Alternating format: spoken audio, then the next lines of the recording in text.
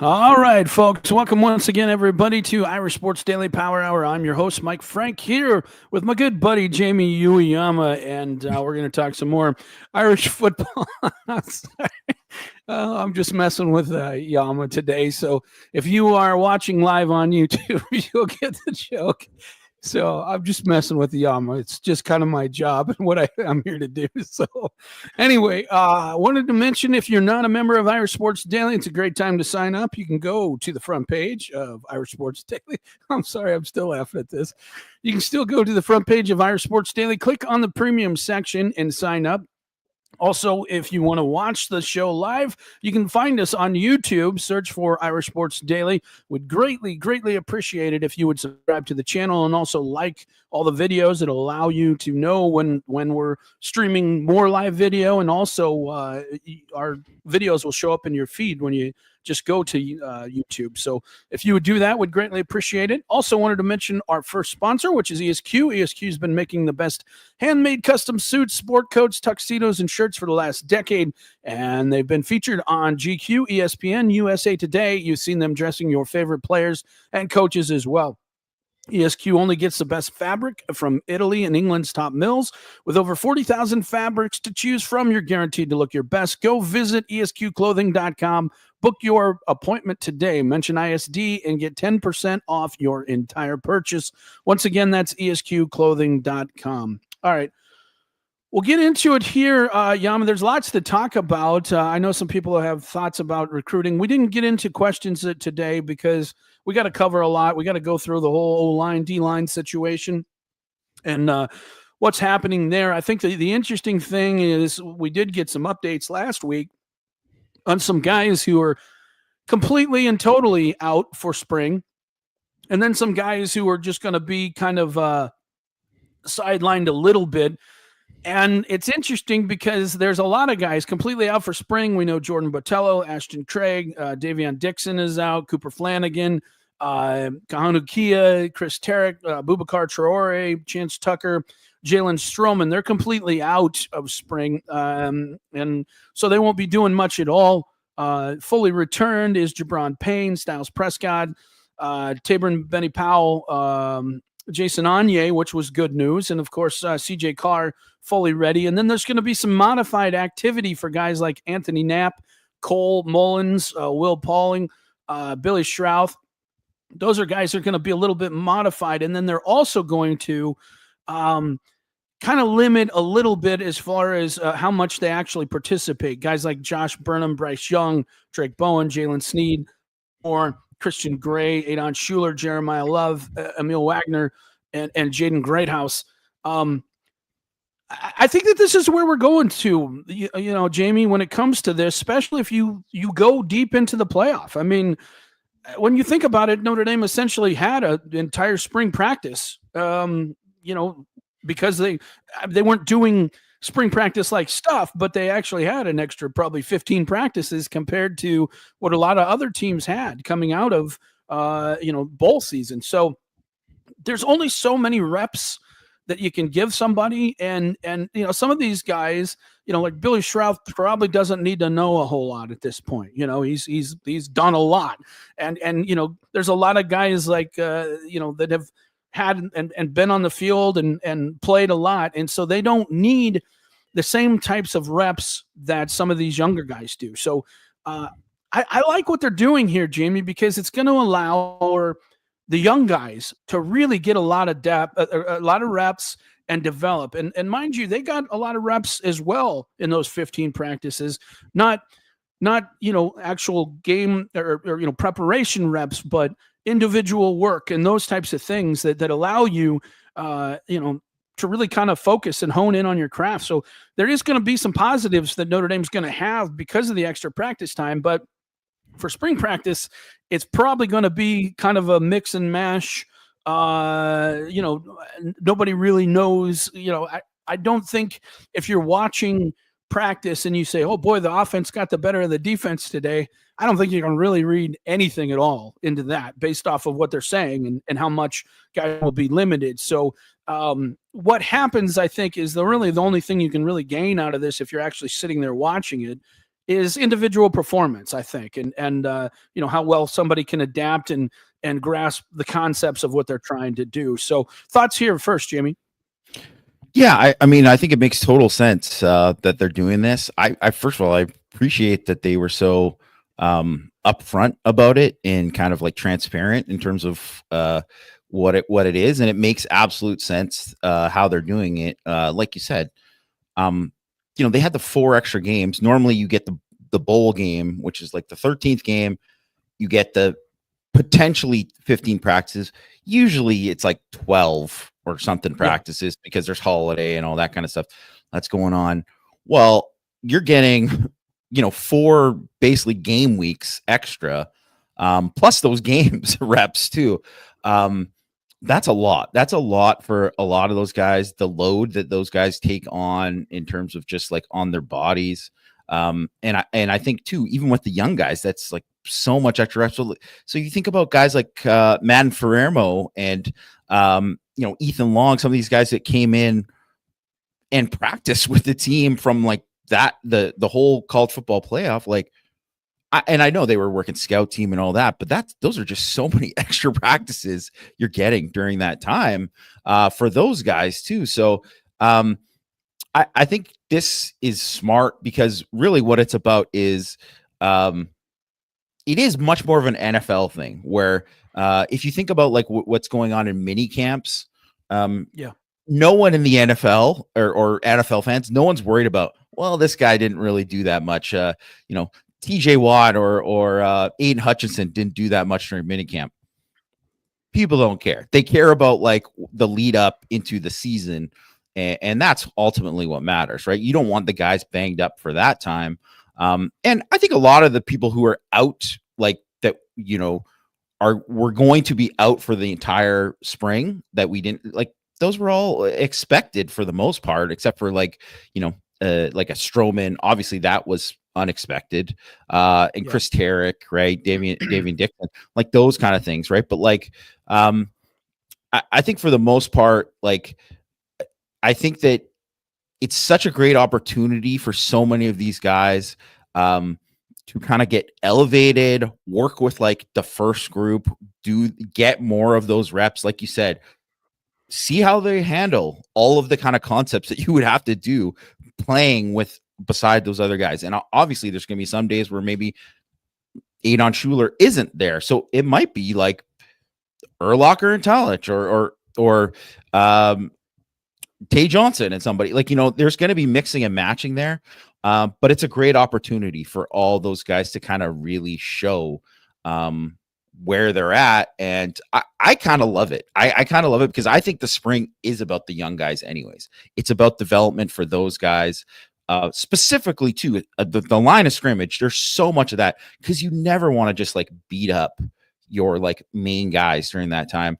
Obviously everyone can develop and get better, but there's so much more of like Styles Prescott being back and healthy, being able to practice. Like, that's a guy who can really benefit from the spring. And I just look at those types of guys that I think are, to me, I'm excited to watch those guys because we know the least and hear about those because we know the least about those guys.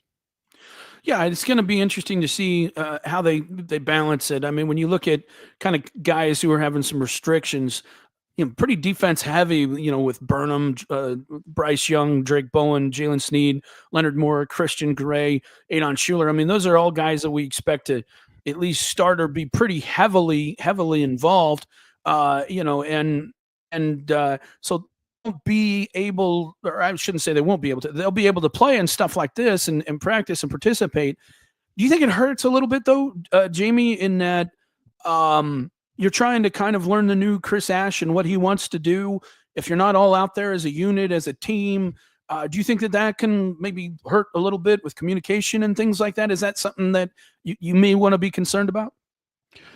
I think a little bit, but I also know that, like, I just remember at the beginning of last spring, like one of the things was when we were watching it very early on in the spring, these guys were already prepared. Like there were so many guys that you could just tell, and they talked about it too with guys like Bowen and Schuler and Snead and some of these guys who they're like spent so much more time in the film room before spring, and they did all that extra preparation before. So I just think most of those guys are obviously still around.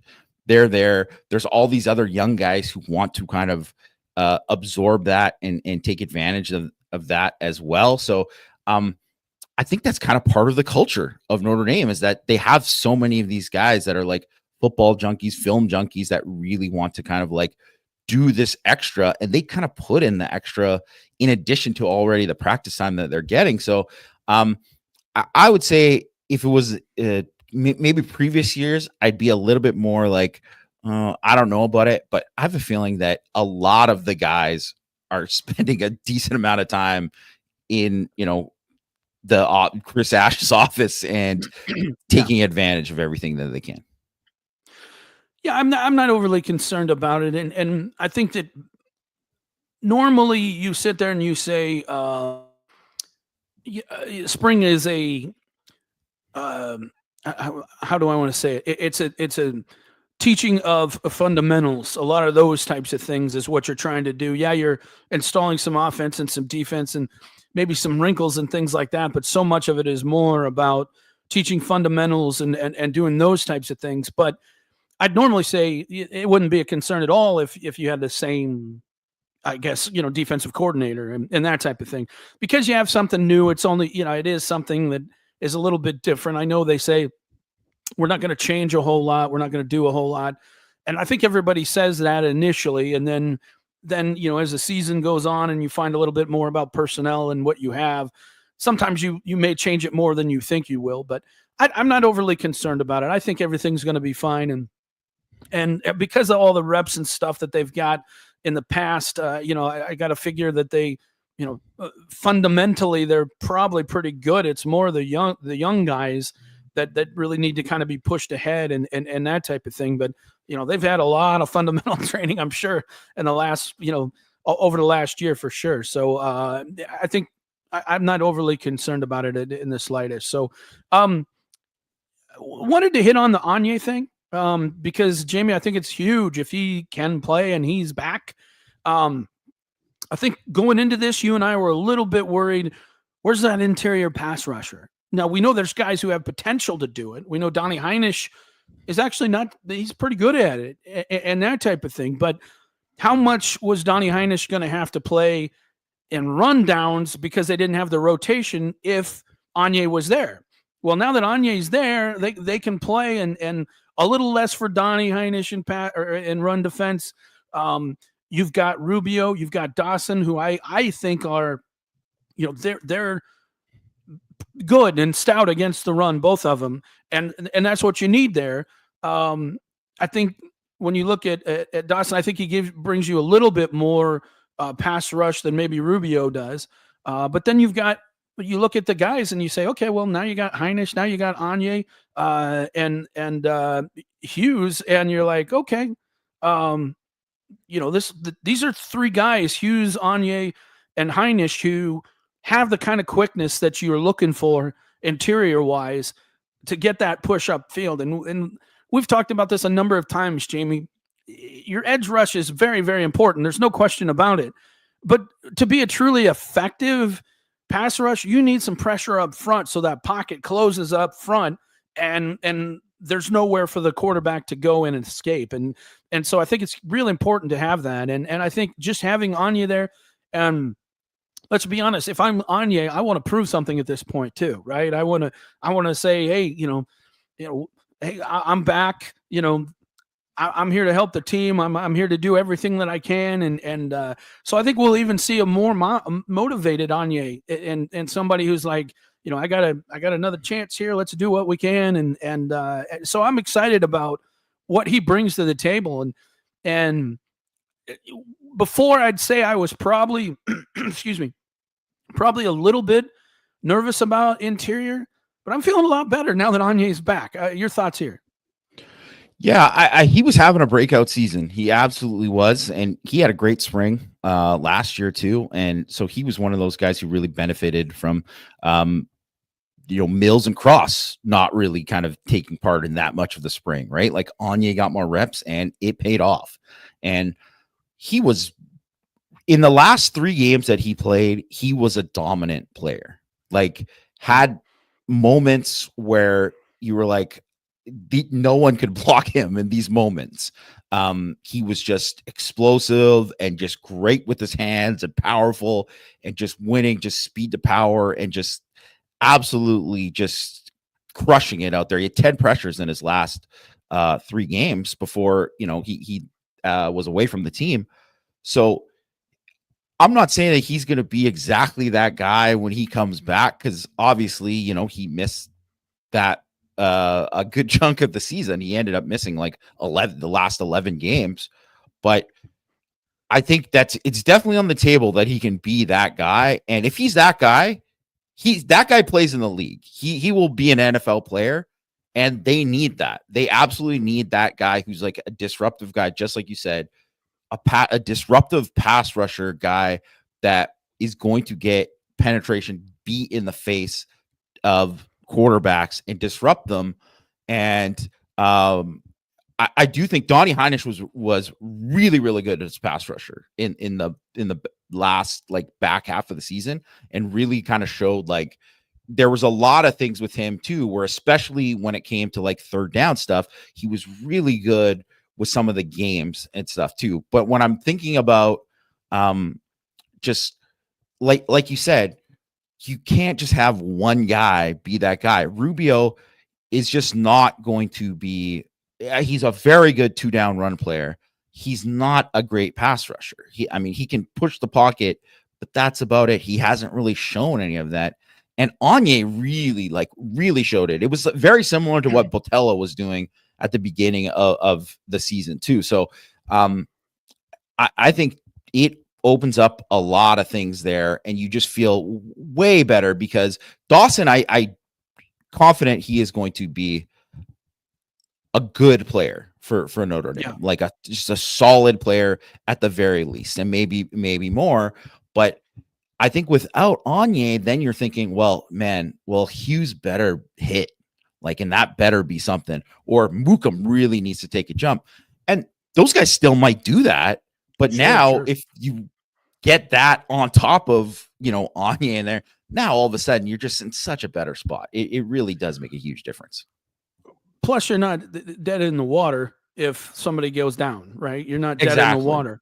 That's what's the most important thing is you have look at last year. Depth. Yeah, absolutely. So we saw what happened last year, and it's very, very important that they have body. So we got to hope that, and we'll get to O-line or to D-line here in a second and talk about it, but we got to hope some of these guys really develop and become what we think. But when I look at the O-line situation, especially knowing what we know about, Craig being out, Schrouth and Wagner going to be a little bit limited, Knapp being out, Chris Tarek being out.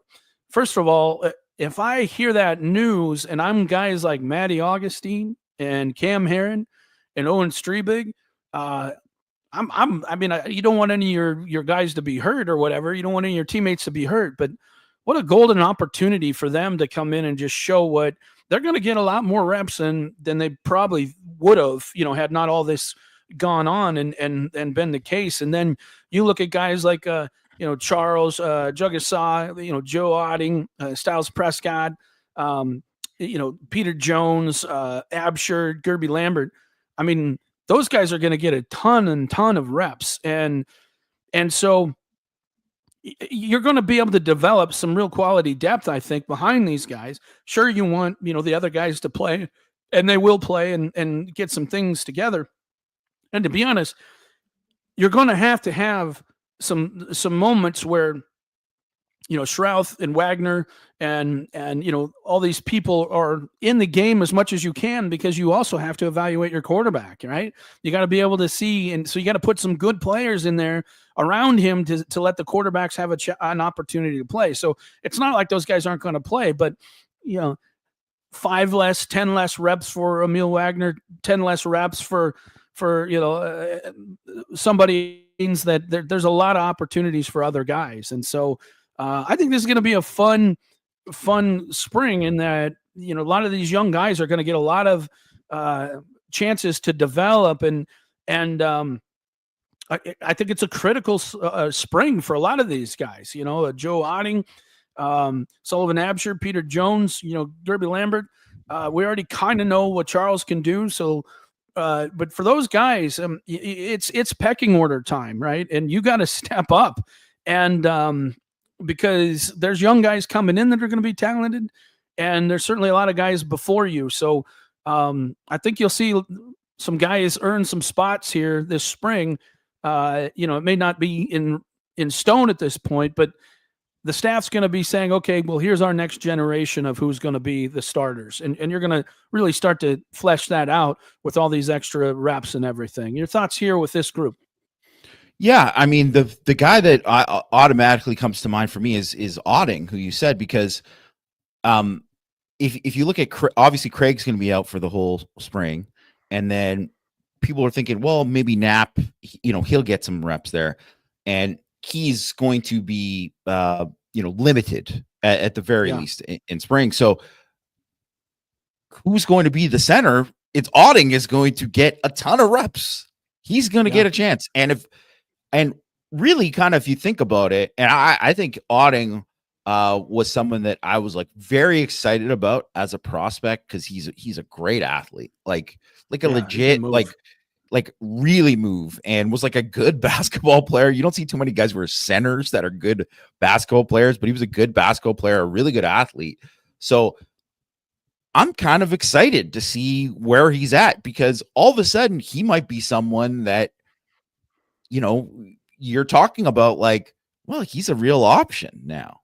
And I don't think if everybody's healthy and everybody's getting a thing, Otting is probably running with the threes the whole time, and it's just like, you just never know, right? Like, you just wouldn't think about it. So I think it's a great opportunity. Derby Lambert, obviously there's so many Notre Dame fans that are like, Derby Lambert, stick him in a left tackle or stick him in here. Like, they just want him to be that guy, because obviously he's a massive human being. He was a very highly recruited guy. People are excited about his potential. Well, now he kind of gets that opportunity where, whether it's right tackle, they're going to give Wagner a break, whether it's left tackle, whether they want to like have Jagasaw inside, obviously Knapp isn't going to be around. Like, there's going to be opportunities for him where all of a sudden, like, he can, if he wants to earn a spot where it's like, he should be one of these guys competing for a starting spot, he's going to show it in the spring. Right. So he's going to get the reps to show it. And to me, Sullivan Absher is another guy who was kind of like, now that you look at all those guys that left that, probably weren't going to be starters, in Coogan and Spindler and Pendleton, well, that automatically elevated Absher, and he might have passed some of those guys anyways. He showed, I thought, quite a bit. Whenever he got opportunities, like, he gets after it.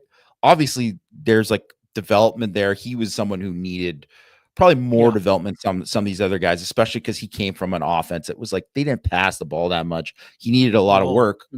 But now he gets to kind of a real opportunity where, could he be one of these guys that you're like, man, you just feel as good as any of these guys, like if he's in the game, right? So and I mean, same thing for a guy like Styles Prescott, who had just mentioned before that he wouldn't even be close to in the mix if you weren't having all these guys.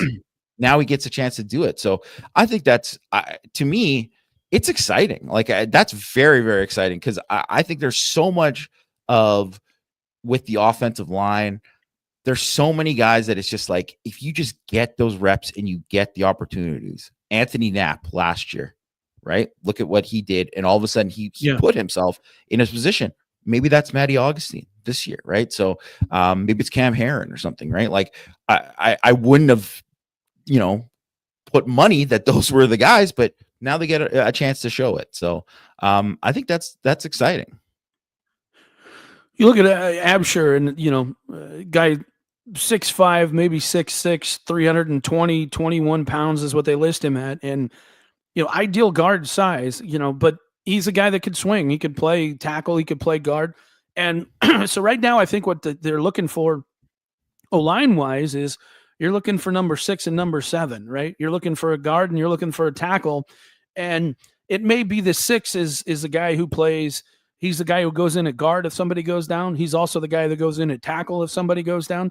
That happens sometimes, but if your guard guy is pretty good, say it's Absher, and Lambert is your tackle guy, as the next guy in, or it's somebody else. Ashton Craig is, he's the 6th guy, and so he's playing center guard, and then you have,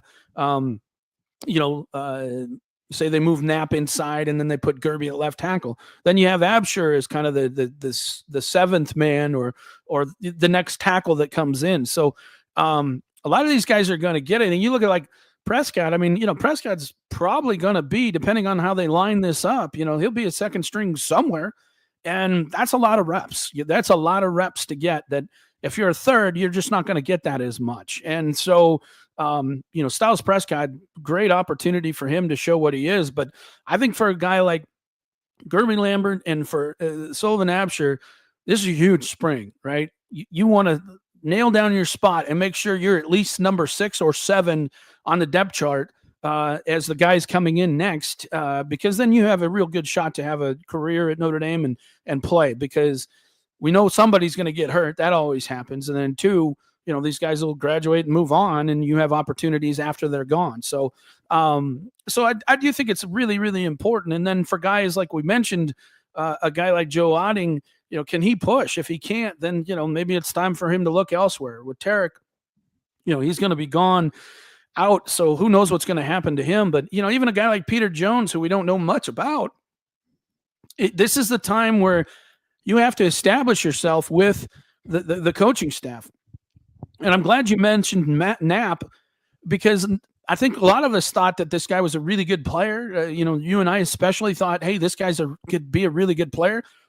We just said, well, he's probably going to take a year to gain weight and do the things, and then maybe by his sophomore year you see him pushing. But he's like, no, man, I'm going to come in here and look, there was opportunities and things like that, but nobody expected him to do what he did. And he obviously did the most he possibly could with those opportunities. And so all these other guys are going to have that same opportunity. And I think the competition, Yama, for years and years and years, we were like, man, can they even find 5? You know what I mean? Can they even find 5 that are good enough to play, that can play at this level? And now I think you're at, probably 7, 8, maybe even 9 guys that if you had to put them in there, it's not going to be the end of the world. And that's where you want to be depth-wise as an offensive lineman. If you can go 8, 9 deep, where you can plug those dudes in there and, they're not going to look completely lost, you've got some quality depth, and you've done a good job of both recruiting, because it's important to stack class after class after class, which has been the biggest problem that Notre Dame's had for, under the other coaches that are there before. Just they didn't fill their needs very well, and so both recruiting and development, I think, if with what we've seen so far with Joe Rudolph, has been extra special, and they're in a really, really good position at offensive line. But I think Absher and Lambert are going to be really key guys to see whether they can make that move and become the guys that we think that they can be. So be interesting to see. I'm excited about it. Now moving on to D-line, it's going to be interesting. A lot of people have kind of depth chart engineer trying to figure out who goes where and who does what. Especially if you're looking at a limited Bryce Young and you're looking at a limited Josh Burnham. I got to figure Junior Tui Halamaka is probably going to play a lot of strong side end. I don't know what else you would do because, you're going to have Logan Thomas over there at the Viper. He'll get a lot of reps. And then you look at it and you're like, well, I don't know where they're going to go with some of these ends, especially if these guys are limited. Does Cole Mullins move back to strong side end at this point? What happens here? I don't know. And then, you look at who's coming in as far as pass rushers, and you don't see a lot of ends here either that are coming in, that there are none that I look at here, that have coming in to. Well, no, yeah, early and early. No, yeah. Yeah. So who's going to eat up all these reps? And I think that's going to be something that it's going to be interesting because if you're going to try and rest those guys, there's not a lot of defensive ends that are out there. Thoughts here on this? Because obviously Junior's going to get a lot, and so is Logan Thomas. Yeah, I would think too, especially because you see Burnham and Young mentioned as guys that they're going to kind of, I would say like they're monitoring their reps and their usage, or whatever. I would say there's probably going to be days where, hey, this is a heavy Burnham day, and then this is a heavy, another day was a heavy. So I don't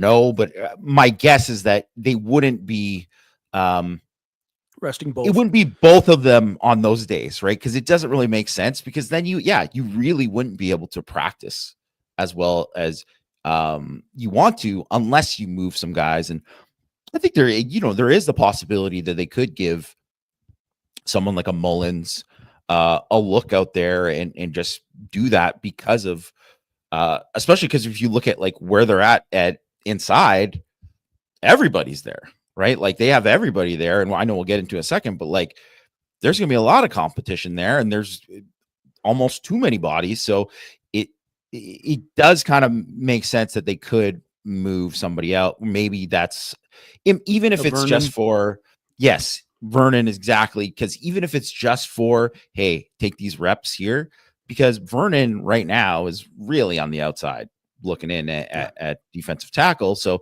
unless you think he's going to be that guy there, it's kind of an opportunity to say like, hey, here's some reps. Let's see what you do with it. Right. And see if you can take advantage of it. Right. So I think it's going to be, interesting to kind of see how they manage all that. But I still, and obviously it all changes, because they look obviously so much deeper as soon as you get into the summer, which it sounds like based on the updates, like Patel and Troy, like on pace to be back in camp and all of that. And that's great. And then obviously you're going to get Burgess and Hulak then come in at summer then. And that changes everything there. But I think really, if you're looking at it, Logan Thomas, this is a huge, perfect opportunity for him. It's a perfect opportunity. And frankly, too, that's another guy that if you're looking at it in a previous thing, not that he couldn't, grow and take advantage. He just wouldn't get the reps to really kind of push and get in the mix and try to like jump over a Patello or a Traore or even a Junior, like, to that point, like, so now he really kind of gets a chance to be unleashed and really grow. He's going to get so many chances. Like every single time when they start going sub packages, Logan Thomas is going to be on the field. Right. So he's someone that I think, at the top of my list of guys that I'm like really, really intrigued by, at edge, that at Viper, I think, he can be someone who really pushes there and has a chance. And I really want to kind of see where he's like physically, where he's at technically. Obviously, I loved everything I saw about him as a freshman, just in terms of like, man, this guy is like a long, twitchy athlete. But now we get to see like, okay, now you got to learn how to play ball and do all these other pieces of it. They list him at 6'4", 224 on the roster. Still pretty light, You'd like to see him about 240, before the season. We'll see whether that can happen. The other thing that I think is going to be interesting for Logan Thomas is if you had Botello and you had Traore, Logan Thomas would probably see about 0 run defense reps, because if you were going to play him, he would be more of a situational player. And so you would rep him in that situation. He's going to get a lot of run defense reps, and that's going to be very, very valuable to him, because that's something he needs to work on. He's undersized. He needs to get his butt kicked in there a little bit. And so you can learn how to handle some of that stuff, the physical play of it, that he probably wouldn't have gotten, had those other guys been there. And so sometimes these guys going out can really help the development of other guys, especially at areas that they need to work on, and he'll get that opportunity, which I think is a good thing. Interior wise, Jamie, this is I think we were we were all kind of worried going into the uh, portal season. What are they going to do here? Because we weren't sure if Anya was going to come back, and we didn't know who they were going to get. And Anya is back. Dawson is here. Hughes is here. You got to feel good about those three additions. And then, it's funny. Greg just put up a picture of Armel Mukum, and you're just like, that dude's massive. I mean, he is massive. That is a big guy.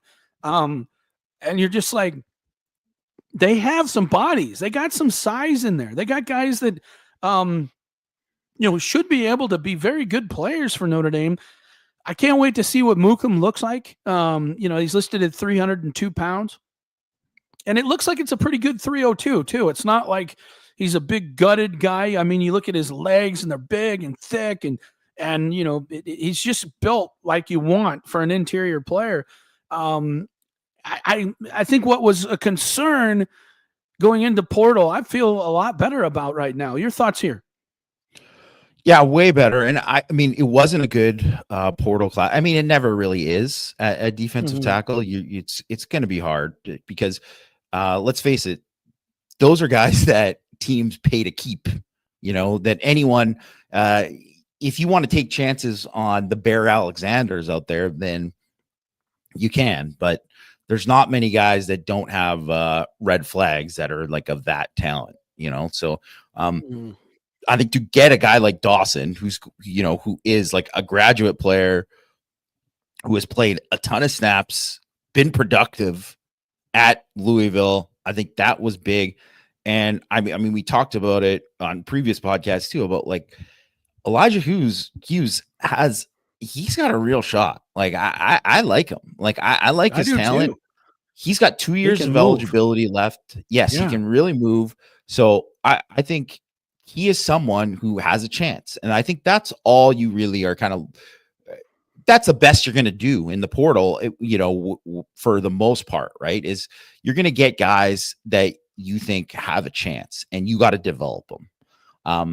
And really, so much of what we're looking at for this, and we've seen Rubio, Rubio, Heinisch, Anya, these guys have developed. Like, they have gotten like significantly better over the last couple of years. And then, so what's Hughes going to look like, when he's like in this fall? Like, where is he going to be at? What are Mukum and Seviano going to be? Because I really think like those two guys like have a real shot at being pretty good players. And I think one of the big things, and like, this is just, to me, is just like a crazy thing that Notre Dame, like the first year of Marcus Freeman, went in first year for Al Washington there, they had 4 of their top 5 defensive tackles were under 290.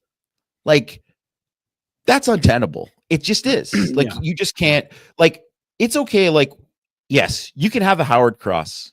You can have an exception. You can have, a Donnie Heinisch. Obviously, you don't want somebody who's like 276, but Donnie Heinisch can play. Like, if you get one of those guys, that's fine.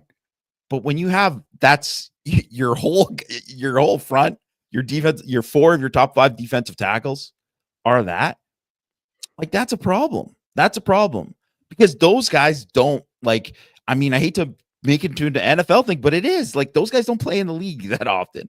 And Seviano's like, he is a big dude, longer than you think too, like same arm length as Cross, who was also a guy who's longer arm length than you think for that size. But average weight of Rubio, Dawson, Anya, Hughes, Mukum, and Seviano is 304, right? And only Anya and Hughes are below 300. So that is like something that is important, because when you look at like where you're at and who you're going to have to compete with, and we're talking about like, you want to stop the run with less bodies up front. Yeah. You want guys to hold up against double teams. You want guys to really like be disruptive there. It's just really tough to do when you have so many small guys there, right? So they're bigger, I think stronger. Like I think, Matt Freeman always talks about how like when, he goes and visit these SEC schools when they're on the road and you see like, well, they got like these dudes, whatever. Like Anye, that's the one thing. He's always looked like a dude. Gabe Rubio is a big dude. He is a big guy. Like Hughes, if you look at how he's built, he is a big dude. Like Seviano, right? He definitely needed to like get his weight down, and he has lost some weight, but he is just a naturally big guy. And Mookum, like you said, is like built like an NFL guy. Like that's what you want. You want like that kind of thing. If you want to have these guys that project to that next level, it's important. It's very important. So I think there's still a lot to be determined about like who's going to be the starters there, who's going to be the best guys, who are going to be the third down guys, right? Like all of that. But I think it's good. It's like healthy competition. And I'm really excited specifically. And this is another thing with the young guys, even though those older guys are available, but like Mookum and Seviano to me are like, and Cole Mullins, if he's inside too. And I know he's kind of coming back from the knee and all that too, but like, that's a guy like I want to see those guys, because all three of those guys in practices last year, I saw something from them. I'm like, these guys have a shot at being good players for Notre Dame. So I'm excited to see them. The one issue that I'm not sure about with this interior group, I think you'll have it in the exterior group because of the guys that are there, kind of more veteran and have played. I don't think you have the standard setter. We don't know who that guy is. And I really think when you're talking about positions, you got to have the standard setter, the guy who's like, all right, I'm going to show up every day and I'm going to just lay it out there and everybody else is going to follow and try and reach my standard. There's not that guy yet. And I think Donnie is a guy who has kind of that attitude and could be that guy. It's just, how much is he going to play? Is he going to start? That type of thing. I don't know. With Dawson and Hughes, they're kind of new to the program. It's hard to step in there and say, okay, everybody follow me. I kind of like it when that happens. I really do. As long as they're a good person, if they're cocky and a big jerk, then it doesn't work out so well, especially if they don't play well. But if you come in and you play with an incredible intensity and you're very respectful of everybody, then you can become a leader real quickly. So we got to hope maybe Dawson can do that or somebody else. With Anye, he's coming back and it's kind of like, he's got to prove himself again to teammates and to the coaches and everything. So he's, he can't really be the guy. So I think that's the one area that I'm a little bit concerned there.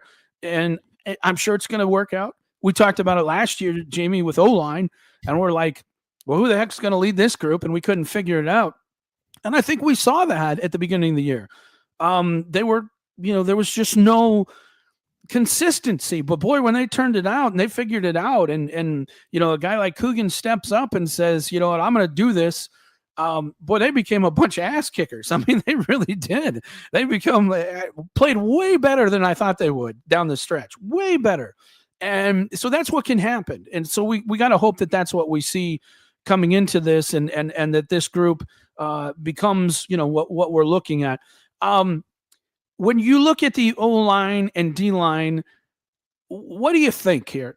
Do you think that this has – I think me personally, O-line definitely has the makings of a national championship run type of unit. They have the experience. They have elite athleticism, especially depending on how they line it up. Very, very impressive.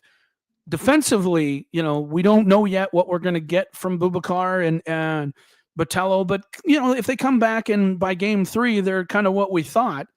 Do you think that this has the makings of an O-line and a D-line that could challenge and potentially win a national championship? I think O-line, there's no doubt that they have the potential there, right? There's so many pieces there that I think are going to make for, however it's constructed, that top 5 is going to be good. And I really think it's probably the top 7 is probably going to be really good. Yeah. Right. I So agree. I think they have it. I think they have it there. I think they have all the makings there. We know Joe Rudolph's a good coach. So I think they're going to have that. I think the big question is like you said, like edge. I am super excited about because Bryce Young, he's not, he's going to be, he's on that list of guys of like, oh, maybe he's going to have like a lighter day today or whatever. Like, don't get it twisted. We're still very high. Like, I think Bryce Young is going to have a breakout year. Like, I think he I could agree. be an absolute difference maker. So there is a question about Botello and Boubacar, and if both of those guys can get to, if both of those guys get to where they were even just last year, 100%, it'll be the best edge rushing that they've had since 2018, 2019 with those guys, with Aquara, Hayes, Kareem, Ogundeji. Like, they're going to be in a great spot. They're going to be in a great spot there. To me, the biggest thing is the question at defensive tackle. They got a lot of bodies there. I think it definitely helps that Onye is back. But like you said, there has to be someone who sets a stand. Are you going to have two guys that you're like, when you have a Cross and Mills and you say well, these are our guys, do they have that? Do they have that?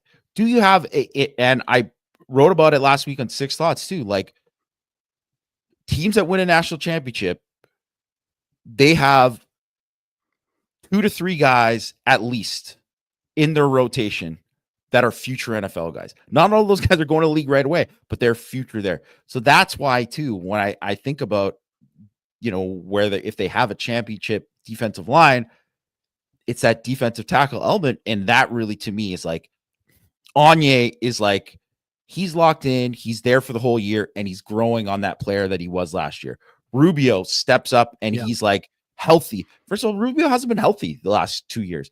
Can he stay healthy a full season and be like a consistent, man, this guy's just a tough guy against the run. You're going to get at least a good level out of Heinisch. But to me, Heinisch isn't going to be the guy who's like, this is a difference maker in winning a national championship. It's just a fact. He's 280 pounds, doing it. You have to just be next level. Maybe he gets there, but I think that would be really a lot to ask. So to me, it's about Dawson, Hughes, Mukum, Seviano.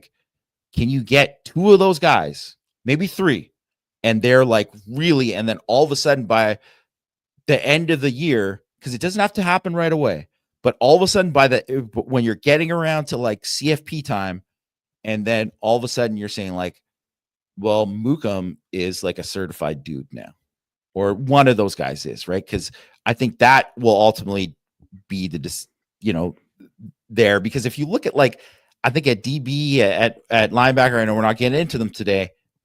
They got the pieces there to have the championship on those on the second and third level.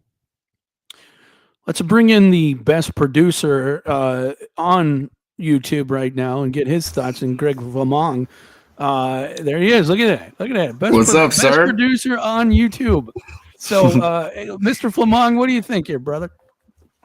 Let's see. Regarding the O-line, I think, obviously we don't know the other programs and what they have. I can't imagine there's another program that would not take Notre Dame's situation on O-line right now. I think it's notable that Emil Wagner took the most snaps out of anyone on the football team last year. He led the football team in total snaps. That surprised me. I was looking at that the other day because he was on the list of guys they're going to monitor. So I thought that was we didn't talk about him too much today, probably because of he's not one of those guys who has a position that's in flux. Schrouth is another one. But Emil Wagner, incredible season that he had. So, he's a stud. I think it's interesting to me that they moved Bryce Young into that list of guys that they're going to kind of monitor throughout the spring, because he took some snaps. He didn't take that many snaps, but I think to me that kind of shows what they think of him and his talent, where it's like, we can be careful with his reps and he's going to be okay. Like, he is in that kind of group. I thought that was super interesting. Mike, I thought the point you made about like who is the standard bearer is really good. It's like one of the most open questions on the team, because like the linebackers last year, they had Kaiser. They were all young, but they had Kaiser, who was kind of like, you're going to do it like him. And this is how it looks. This is what it looks like. This is what it means to actually be like a leader in the room. Who is that? Right. There are some options, like Heinisch is one, but is he like a frontline guy that's going to start for them? Right. Like, you need it to kind of be a starter. And you do. Could it be Burnham? Like, you would like it to be Burnham. I do think adds the edge, guys. 100%. I think he's going to be, because he's going to be a guy who brings it every day, and he is going to be someone that if he doesn't start, he will split. Like, he is going to play. He plays he's a very, very good player against the run. So and obviously he can still get better as a player. He's still got 2 years of eligibility left too. But so I don't worry about that. It's more of like that defensive tackle group. But I think that what you're saying, Greg, is 100%. That's a great point, because I always think back to 2018 and going, first day of camp, 2018, and you see just like, sled work, linebackers doing sled work, and you just see Tavon Coney and Drew Tranquil, and it's just like, those guys are just at this level, and everybody else is like kind of just trying to get to that. And I think that kind of thing too, it is so important. And I couldn't agree more. That was a great point by Mike. I wonder if Bowen is strong enough, because he's in the middle. I wonder if he's a strong enough personality to kind of bring that out. The problem is, it's like, he won't be there for individual, right? But if he could kind of bring it out. The thing is, like, all the older players are like Onye, who was away from the team. Mukum hasn't really played. Even Rubio was away from the team. It's just like the older guys who you want it to be are just like, they have, I don't want to say credibility. There's issues with them taking the lead there. Yeah. Heinisch is the most natural, but again, is he going to start? Right. And the question is, can like someone like Dawson do it? Can he come in and take the reins and just right away? You know how the quarterbacks have done it? Like Sam Hartman did it. Yeah. Riley Leonard did it. Like, can a D tackle do it? Is something to monitor. I mean, that's something that is like, when we go to practice, when we get to see the practices, like, what is that dynamic with the team? I think you're looking at, Adon, I think will be a leader. I think Drake will be a leader. I think, after those two, it's kind of what is going to happen there at the defensive line situation. And I think it worked really well in that Riley Leonard, the way he approached it. So can Dawson do that? The way Riley Leonard approached it, I think more than Sam Hartman, definitely. I think if you ask the players, they felt Riley Leonard was a better leader than Sam Hartman. That's no disrespect. It's just, I think Riley Leonard was very, very intentional about how he wanted to be a leader. And because he couldn't practice, that gave, in the spring, that was even more important to him. And so with like a guy like Dawson, I don't know his personality. We don't know anything about him. But if you come in and you say, look, guys, glad to be here. I hope you guys are excited to have me, blah, blah, blah. And then you just go out and bust it in the weight room, and you go out and bust it on the first few days of practice, and you're throwing guys around, and you're playing with an intensity and a level that you're looking for. People are going to look at that. They're going to notice that. And, as you guys know, in playing sports, a new person comes around, everybody's sizing that dude up. You know what I mean? You're like, all right, can this guy play or can he not play? And so I think it's really intentional. You got to be real intentional, especially if you want to be a leader, to come out there and do those types of things. And the one thing I think Al Washington is, I think he's a good coach in that he knows his players really, really well. And so I think you'll have an idea who that person will be, probably better than we will. But it's not just a situation of we're going to name this guy, right? Because Al can push that guy to the forefront all he wants, but if that guy doesn't take the reins, it really isn't going to matter a whole lot, especially if he doesn't play well. And so, I don't know. That's the one little thing. But like we said, we didn't know that about offensive line, and look at how that turned out. And I didn't think that there was a lot of guys who kind of had that personality. I knew Coogan was kind of a guy who had some, I don't want to cuss on the show, but had something to him that could become that type of guy. But I didn't know if he was going to start, and he didn't. So it's like it's kind of hard to be that guy when you're not the starter. But as soon as he was a starter, then everybody kind of took on to his lead, and he became the guy. So it's something to monitor. I do think when you look at overall, like going into last year, Jamie, we knew that Cross and Mills were pretty good. We didn't know what else they had behind that. I think this year we have a better understanding of what they have. I'm just not sure we have somebody who's as good as Cross and Mills. And the crazy thing is neither one was all that great for the entire year. You know what I mean? Each guy kind of had moments in time.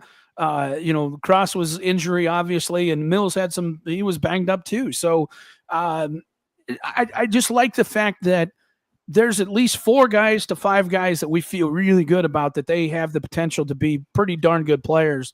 And then there's, a Mukum and a Seviano behind them that also could play into the factor there and could really turn out to be really good players. So I'm excited about, there's some dudes there. Final thoughts? Yeah. I think, like you said about they're going to have a rotation there. They're going to have enough guys. And I wonder if it will kind of work itself out in the first half of the season, say, where all of a sudden the guys that maybe the young guys who are kind of on the fringe of the rotation, those guys become more like frontline guys later on. Or if that kind of happens, or if you don't have that standard bearer early, but then after, when you get into the season, it's established, because like Greg said, it's hard to be that guy unless you're out there balling. It's just one of these things. It's very, very hard to be that. It's just like Pat Coogan, yes, leader, vocal, all that kind of stuff. Well, it helped a lot that he was, he went to the starting lineup, because then he could be like more of that guy, because it's just, it hits different. I will say, I mean, I've been in situations where like guys have transferred in, guys have, what JC guys have come in, and they have been like guys right away, like alphas, like guys who just came in and they were like, oh, like I'm not even trying to, it's just, that's them. Like that's part of who they are in terms of personality is in terms of leading and just being that guy right away. So it can happen. It can definitely happen. But one other thing I wanted to hit on just super quick, Mike, was that you said weight room. In defensive line and offensive line for sure. Like, because if a guy is just not putting it in the weight room and not doing all that extra, you can't be that guy. You can't be that guy. Everybody's going to lose your respect for you. It's just what it is. Exactly. You earn a lot of your respect in the weight room and how you handle that and how you intentionally take that. Last question for both of you. Is it more important for Hughes to hit, or is it more important for Dawson to hit? Start with you, Greg. I would say Dawson, just because of the size and the position, and I think he's more used to playing Like he's played a lot of key snaps already. Like you need that guy to be good. So I think that if he hits, like I think that elevates. I think if he hits, that elevates the ceiling of the defense, especially in the run game. I think if Hughes hits, then that elevates like the floor of the defense. And so, in my opinion, like you want to hit that ceiling because I think that's where Notre Dame is. You want to hit that ceiling. I think their floor is already pretty high, but I think that's kind of where he helps out. So. Yama? I would agree with Greg too, because I think how you view both of those guys. It's like if Hughes hits, it means that he's in the rotation, and you're like he's good. Maybe he'll start at the end of the year, or maybe he'll start in 2026. And for Dawson, you're like, I mean, borderline. He's going to come, or immediately he walks in. He's the third or fourth defensive tackle. Immediately. But then all of a sudden you're like, oh, he's the best defensive hit. I'm taking as he's the best defensive tackle on the team. Like he is, making a massive impact, kind of like having like JJB, right? Who, when he came, and then, by the way, JJB was not gangbusters in that first spring, and then really just like became like an animal later on. It was as the season went on too. He wasn't as the like season went on. Season, yeah. He wasn't. I think he played Ohio State, and he was like, "I want to show these dudes," and that just took and it took off from there. So, so that's another thing that kind of that's in the back of my mind. But if Dawson becomes like, oh, he's like at that level, like you said, like across Mills, like he's there, and you're like, that would, I think, would really like elevate the defense. One more question for you. I lied. I want to just kind of go through the names, and I want to get your thoughts, Jamie, on where you think they're best suited. Okay. So you look at Donnie Heinisch. What do you think he's best suited for? Which position? I mean, I think first, second down. Let's put it this way: on run downs versus pass downs. Where do you think Don Heinisch is best for run downs, and Don Heinisch for pass downs? I mean, pass downs as a nose. I think he's really good as a nose because especially when you're showing like potentially 5 blockers, he's 1-on-1 in a center. He's going to win a lot, and he did win a lot, right? So, and he can move and do so many things in terms of what they do with stunts from there that I think he's really, really good there. I think nose and 3-tech, it's a little bit different now than I would say even more traditional, where it's like there's so much of like both of those guys are getting double teams so often that it's not really like one of these things where like the nose is getting the double every time and the 3-tech is single blocked more. It's not always the case. But I would say, he is better off being a guy who's not in a position where he's going to get doubled by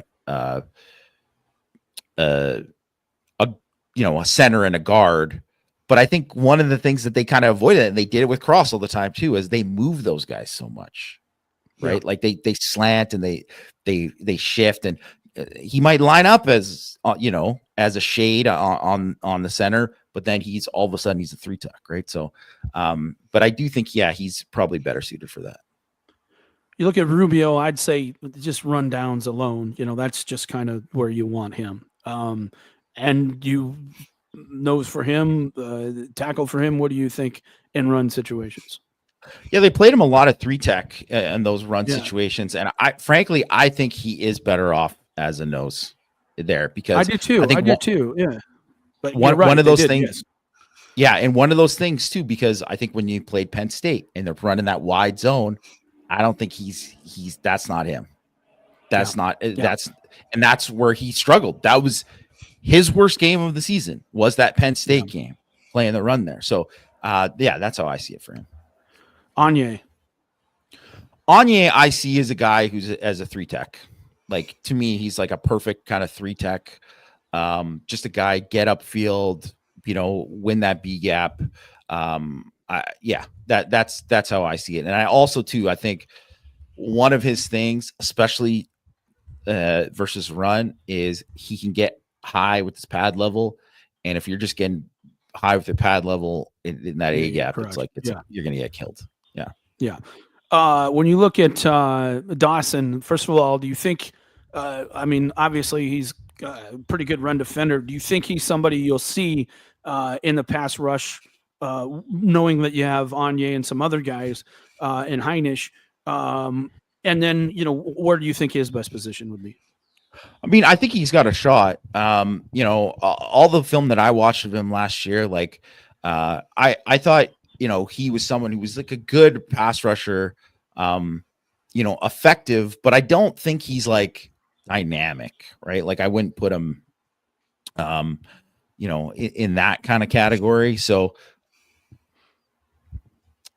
I mean, he is someone who lined up all over. I think he is a better 3-tech than he is a 1-tech, but I think he can play 1-tech. And I think he's more of a 3-tech.